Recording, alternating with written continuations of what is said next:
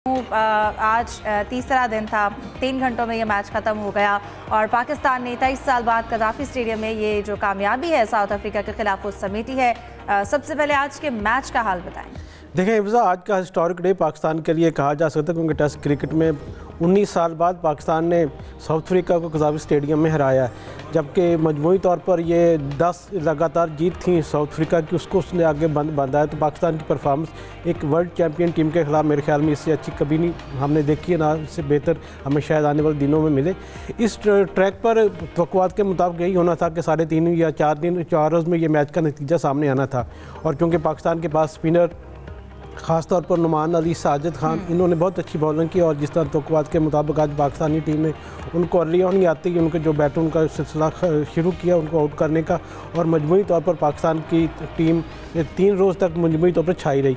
तो मेरे ख्याल में इससे अच्छी कामयाबी पाकिस्तान को कभी नहीं मिल सकती। पाकिस्तान टीम को जितना क्रेडिट देना चाहिए मेरे ख्याल में सब इसकी तारीफ़ भी कर रहे हैं और उम्मीद कर रहे हैं कि पाकिस्तान की टीम जो 20 तारीख से एक टेस्ट शुरू होगा रावलपिंडी में, उसमें भी कामयाबी हासिल करके ये सीरीज़ भी पहली बार अपने नाम करेगी। बिल्कुल जाहिद साहब, आप क्या कहेंगे? शान मसूद की कप्तानी में हमें वो हिम्मत और हिकमत दोनों नज़र आई।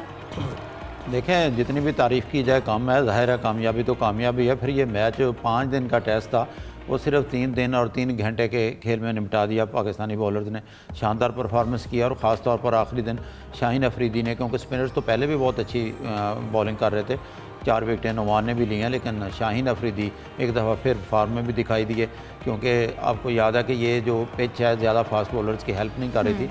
2 विकेटें मैच में रबाडा ले सके हैं, शाहीन और हसन ने पहली इनिंग्स में कोई विकेट नहीं ली थी और शाहीन ने 4 विकेटें ली हैं। तो बड़ा 1.5 दिन से पहले ही, 3.5 दिन से पहले ये मैच ख़त्म हो गया और नुमान अली ने बहुत ही शानदार बॉलिंग की है, 10 विकेटें ली, उन्होंने मरकज़ी किरदार अदा किया पाकिस्तान में। ख़ास तौर पर अगर शुरू से थोड़ा सा जायज़ा लें तो टॉस के बारे में लकी रहे थे पाकिस्तानी कैप्टन और उन्होंने अच्छा फैसला किया बैटिंग का। इसके बाद जो है बहरहाल फ़िलहाल तो तनकीद तो बाद की बात है, फ़िलहाल तो हम यही कह सकते हैं कि बड़ी तारीखी कामयाबी है।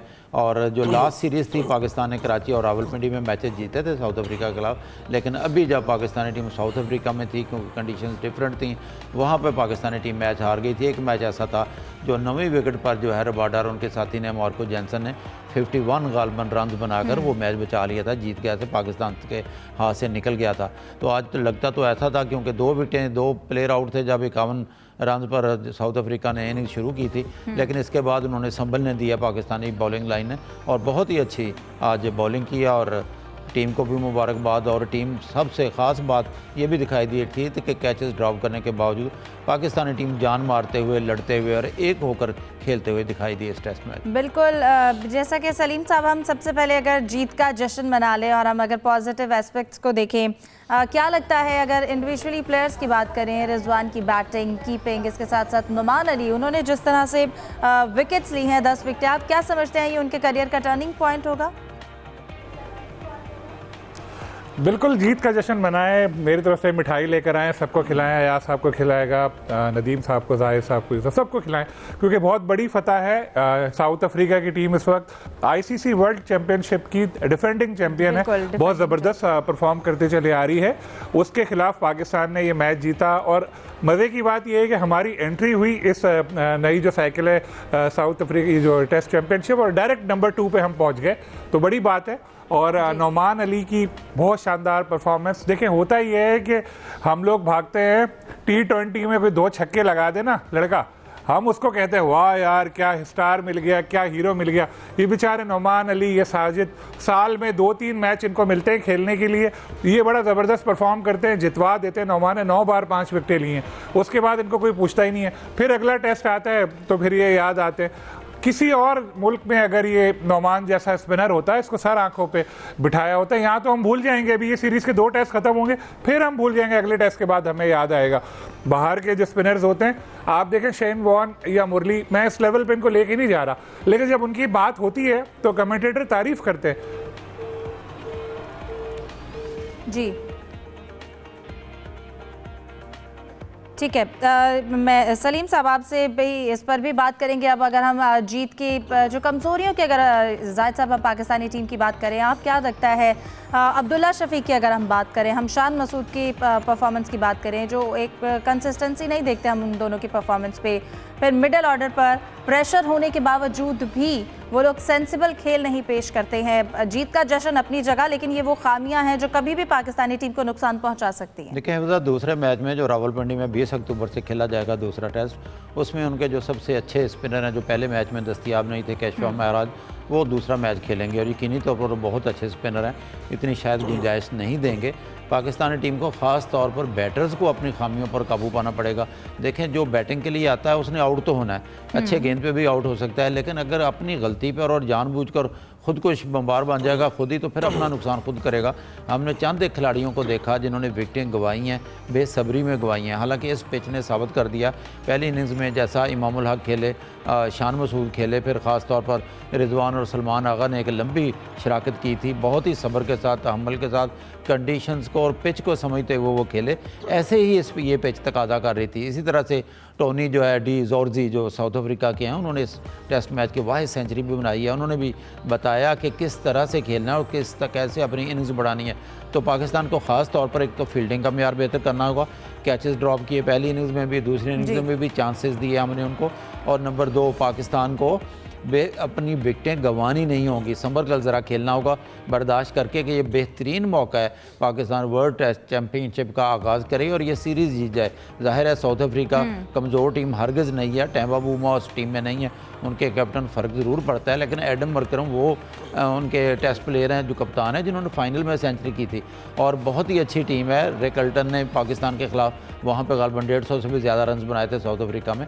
बड़ी मजबूत बैटिंग लाइन है पाकिस्तान से, हमें तवक्को तो यही लग रहा है कि इस टीम में कोई बड़ी चेंज होगी नहीं वहाँ रावलपिंडी के मैच में, लेकिन पिच रीड करने के बाद यह हर टीम को बेहतर फैसला करना होगा।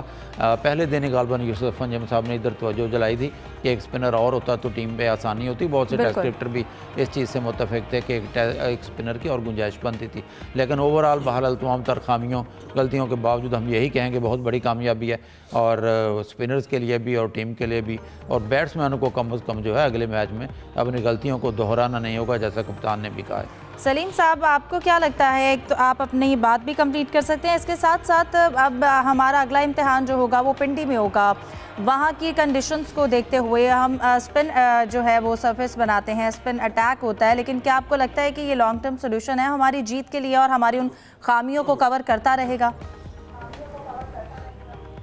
देखिए बिल्कुल जो अपनी स्ट्रेंथ है उसके मुताबिक खेलना चाहिए। हमारी स्ट्रेंथ इस वक्त स्पिन बनी है।